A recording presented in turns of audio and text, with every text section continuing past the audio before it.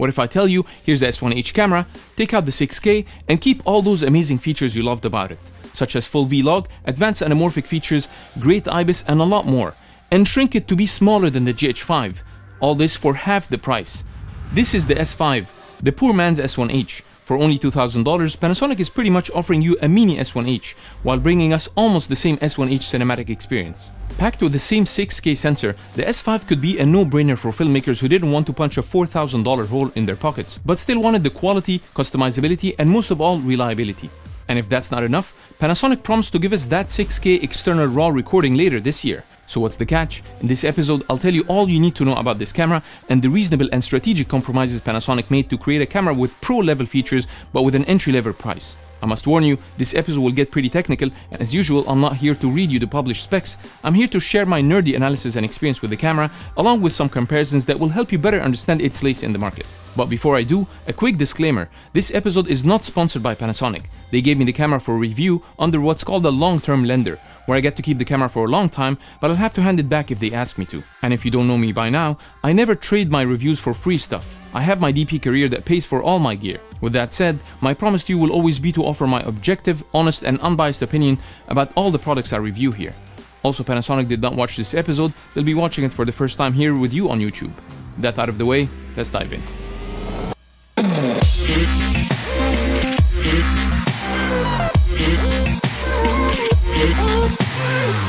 Let's start with the size. Here's the S1H and its smaller sister the S5. It's pretty much a Mini S1H, seen outlined here. It's so small that it's not only smaller than the GH5, but it's also lighter by a tiny margin. But you need to consider that micro four thirds lenses are way smaller than full frames. If we add a 24-70 on the S5 and its equivalent in micro four thirds, the S5 will become much heavier than the GH5. But if you want to use full frame glass on the micro four thirds, popping in an MC21 adapter on the GH5 and a Sigma 24-70 will end up being heavier than using a native L lens on the S5. Now let's bring the S1H heavy weight and check the whole family's weight scales for your reference. When it comes to features, I feel that the S5 shares more similarities than differences with the S1H. Yet there are some clues hinting that it's more geared towards photography than film. But that's not because it's lacking video features, but simply because it has slightly more photo features than the S1H. But this makes it also like a Mini S1, Panasonic's photocentric camera with mid-range megapixel count, which as you can see here is also heavier and bigger than the S5. In all cases, I'll be focusing more on the video specs in this episode and mostly how it compares to the S1H. So, in order to keep the size and cost down, you'll find some features are simplified, others are missing altogether, and surprisingly, some are slightly improved over the S1H. So let's break everything down and see where this camera stands. Starting with the sensor, the great news is that it shares the same 6K sensor from the S1H and the S1. But unlike the S1H, the S5 has the low-pass filter removed, the first clue to prove it being a photocentric camera. Low-pass filters are commonly used in video cameras to prevent moire. Without it, you get sharper images though. The reason why it's rare to find it in photo cameras. But again, a 6K sensor would resolve less moire than a 4K in all cases, so you shouldn't worry much about that. Overall, I'm pretty happy with this sensor after shooting with it in many projects on the S1H, from commercial work to music videos, and I even shot 2 videos for the launch of ProRes RAW external recording feature. I was pretty happy with its overall performance compared to other very common hybrid mirrorless sensors in the market in the same level. One of the main highlights of this sensor is dynamic range. Here's the official chart rating it at 14 plus stops, 8 stops in the shadow and 6 in the highlight, which matches not only the S1H but also the VariCam, their $30,000 cinema camera, and slightly exceeding the EVA1, their mid-range pro camera, and also exceeding the GH5, which falls 2 stops behind. But I wouldn't always believe official numbers as they might be a little biased or misleading. So thanks to Gerald Undone for conducting a lab test using the Xyla 21, resolving 12.4 of usable stops above the noise floor. And from my experience, this camera performs better in highlights than in shadows. So I would say this 1.6 difference between the official number and lab test would probably be removed from the shadow range. Another lab test conducted by the amazing people at CineD on the S1H, which again uses the same sensor as the S5, revealed a great discovery. Unlike other cameras, this sensor retains its dynamic range across both native ISO settings. If you're a Blackmagic Pocket owner, you'll understand what I mean when you see this once you switch to the high ISO setting and lose a couple of stops in the process. Which leads us to the ISO setting and low light performance. Just like the S1H, the S5 has dual native ISO that changes depending on the picture profile. I personally use the V-Log all the time since it offers the maximum dynamic range. But unlike the S1H, the dual ISO setting is claimed to switch between the high and low gain amplifier setting automatically. But as I was testing, I discovered that this is not really the case here. I've published another short episode just to share the details of this test if you want to check it out. I'll leave a link up there and in the description below. But in a nutshell, both native ISO of 640 and 4000 look different. 4000 is noisier than expected. Okay, let's go to video resolutions. Even though it's a 6K sensor, it maxes out at 4K. But Panasonic promised us 5.9K RAW output to the Atomos Ninja 5 to come later this year, hopefully with no delays this time. So instead of 6K, it's delivering everything in either 1:1 pixel readout that maxes out at 4K of course, or in most cases an oversampled 4K or Full HD from its full 6K sensor. All of which can be found in their image area of video menu, where you can switch between oversampling from full frame and aps-c or just use 1:1 pixel readout. Again, here's another clue, it's more of a photo camera, calling their crop mode aps-c, which is more of a photo camera standard instead of Super 35 that can be found in the S1H, which is a cinema standard, even though they share the same crop size on both cameras. I have a full episode explaining these options if you want to check it out, I'll leave a link in the description. The good news is there's no pixel binning or line skipping in any of the recording modes. Okay, let's check the recording presets.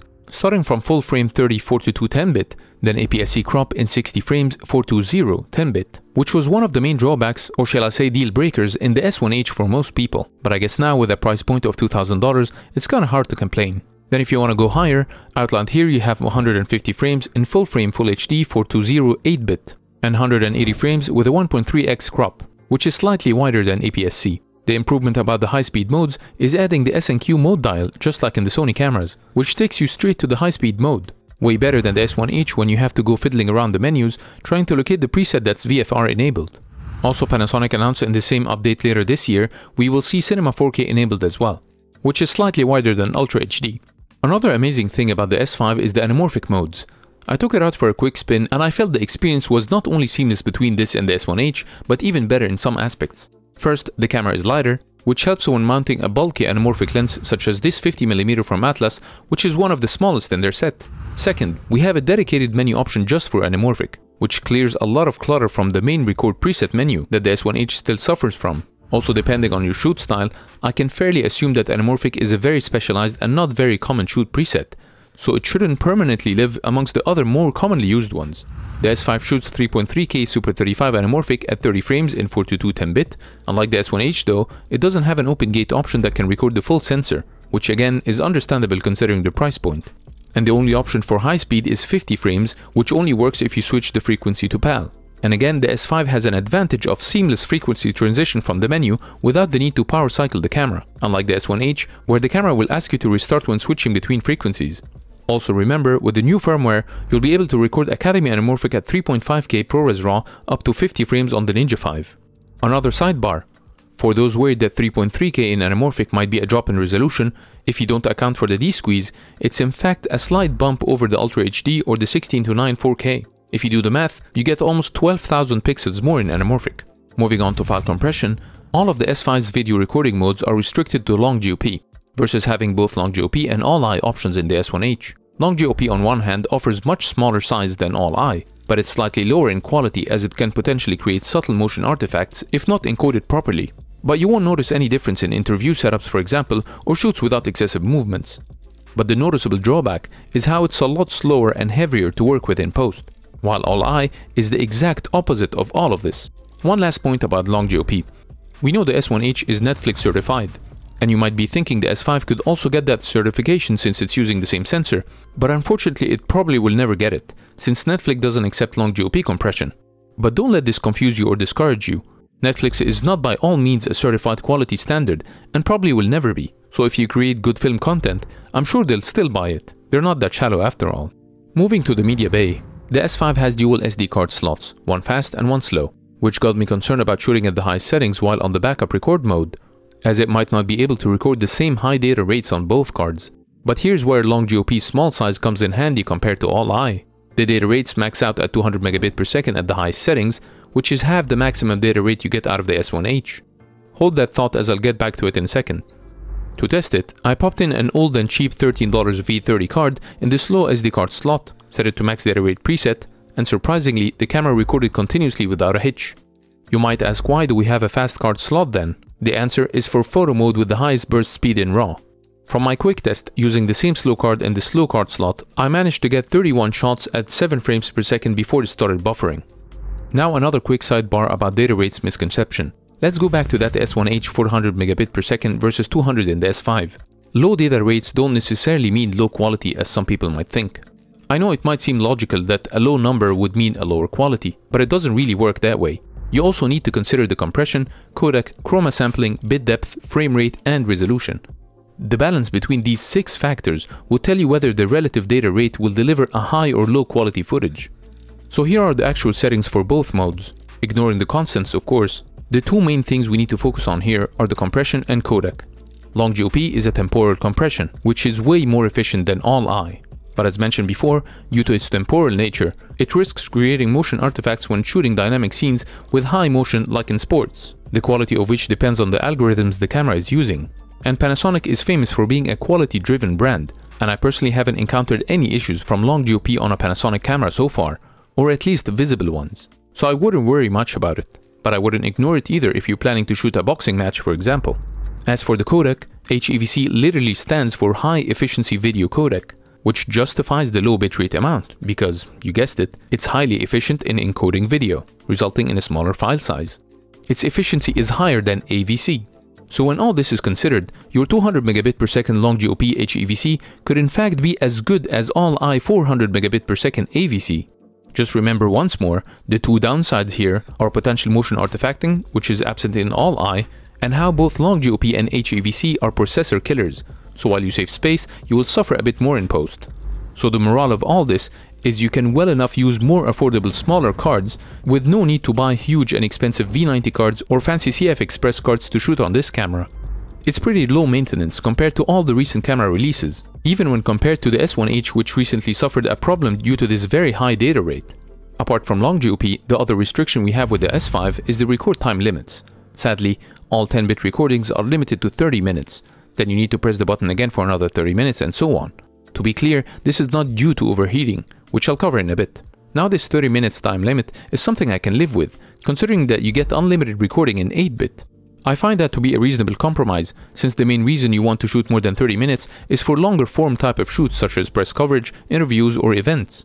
All of which you wouldn't really need to capture in 10-bit honestly, since 10-bit is mainly used for advanced coloring and grading applications. So fair enough, I would say. At least you have a choice here, which again gives the S5 an advantage over other cameras in the same level such as the R6 that offers no choice but 30 minutes across all recording modes. Not to mention the overheating, of course, which limits it to even less than 30 minutes and would probably destroy your whole shoot day waiting for it to cool off. When it comes to stabilization, in most IBIS-enabled cameras you'll find 1 or 2 stabilization modes, like the recent video-centric A7S III with its normal and active stabilization modes that applies a slight crop.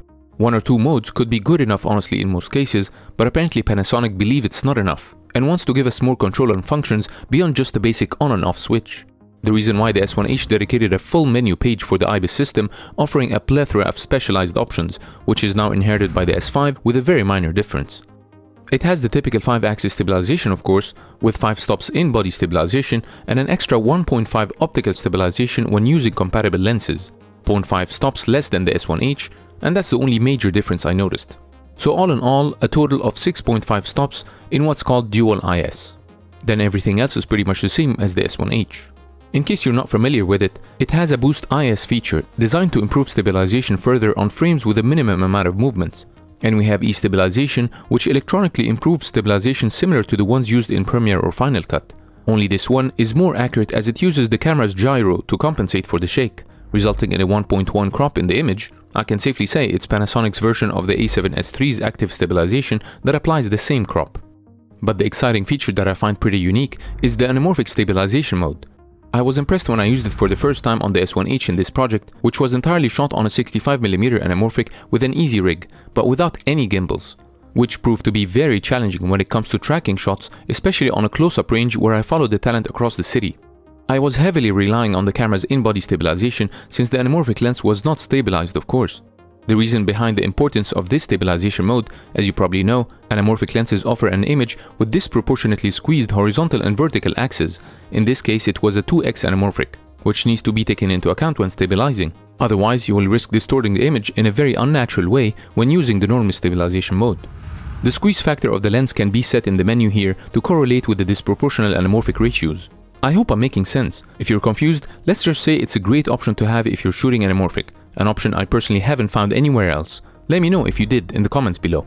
And hey, let me remind you, this same option in this $2,000 S5 is present in a $4,000 camera, the S1H. Let's move to autofocus, which is advertised as a highly improved version in the S5. I must say, Panasonic has built a reputation of unreliable autofocus performance. Take the GH5 for example, they kept on releasing endless firmware updates, all highlighted here, where they claimed to offer improved autofocus performance. But they were barely noticeable improvements and far from competing against the autofocus Jedi masters such as Sony and Canon. Those ones are competing on a whole other level with their autofocus systems from dual pixel to phase detection, which way outperforms Panasonic's contrast-based and antiquated DFD system.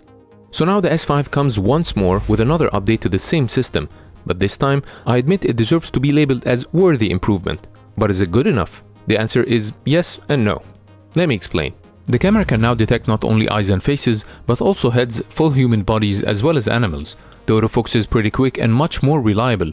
So yes, it is good enough, but all this goodness is restricted to photo mode. And no, it's not good enough for video mode. Yes, it still enjoys the same amazing detection AI from photo mode, but that's all about it. It lags so much in locking focus. Like you can see, the camera is very capable in recognizing the subject, but fails to lock on it or even focus track it. And mind you, this is a very controlled environment, a best case scenario. Also beware, continuous autofocus will only be possible when using native L-mount lenses. If you use adapted lenses, you'll be stuck with single autofocus. Not that you're gonna miss it or anything with this kind of performance. Also on SNQ mode, autofocus will stop working beyond 120 frames per second. I have a full episode talking about my experience with autofocus, diving more in details and sharing some other unexpected and annoying limitations I discovered as I was testing. So bottom line, Panasonic failed once again to give us the reliable video autofocus performance we've been looking for.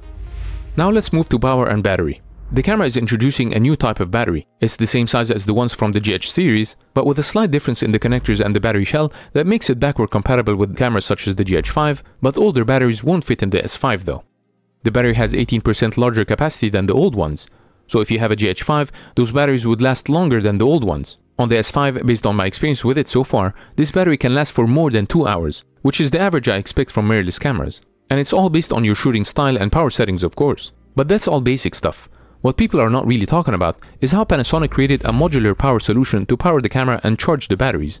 First off, the camera has a fast charging USB-C port. It can power the camera, trickle charge the battery, as well as transfer data and tether control the camera.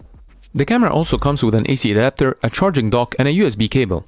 The typical scenario is you pop a fully charged battery in the camera to start shooting, then use the AC adapter and charging dock to charge it when it dies. So what's special about it? Well, first, the AC adapter can power the camera and trickle charge the battery inside, useful for long interviews where the camera is stuck on a tripod and close to a wall socket.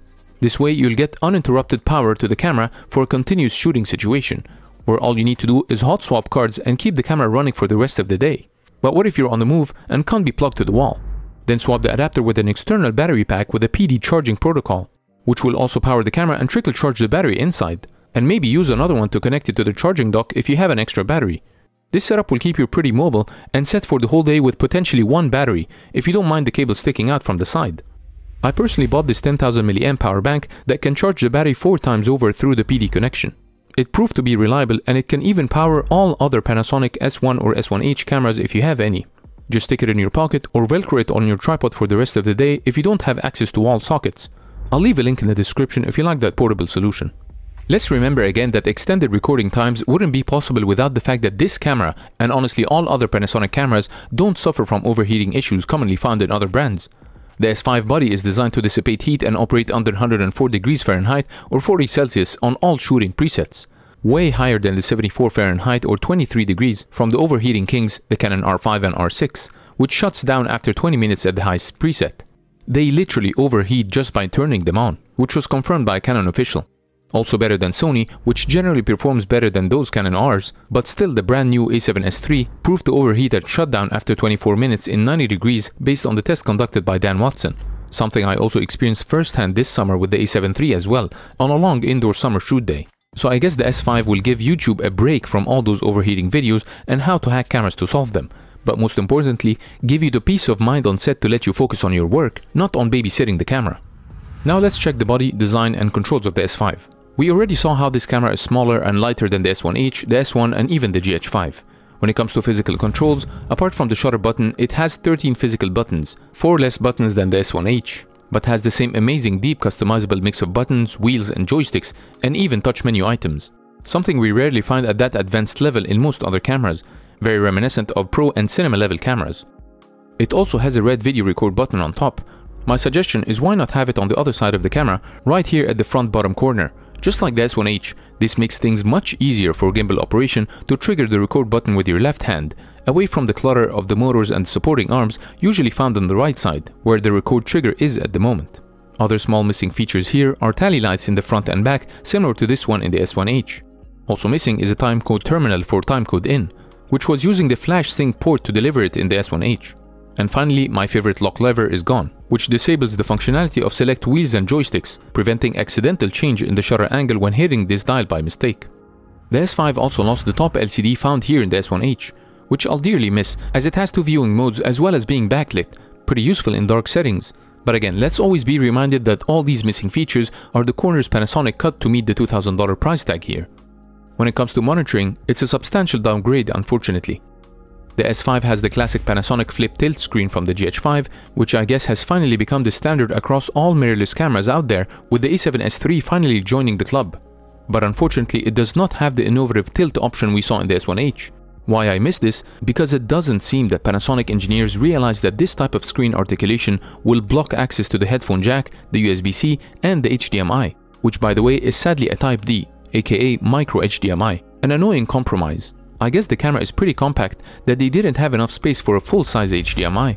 But those micro HDMIs are a lot flimsier and easier to come off, and you will need some sort of HDMI safety lock to secure it in place, especially if you're recording RAW externally, which by the way means you'll probably have to buy a new fast cable that is 18 gigabit per second for ProRes RAW recording, if yours is not fast enough. I'll leave a link in the description for my recommendation. But wait, the other compromises in the screens are not over yet. It's 3-inch in size with 1.84 million pixels resolution, smaller in size than the 3.2 inches in both the GH5 and the S1H, but a bit higher in resolution than the GH5, which also makes it a bit denser considering the smaller size, and substantially lower than the 2.3 million pixels in the S1H, which shares the same screen with the S1.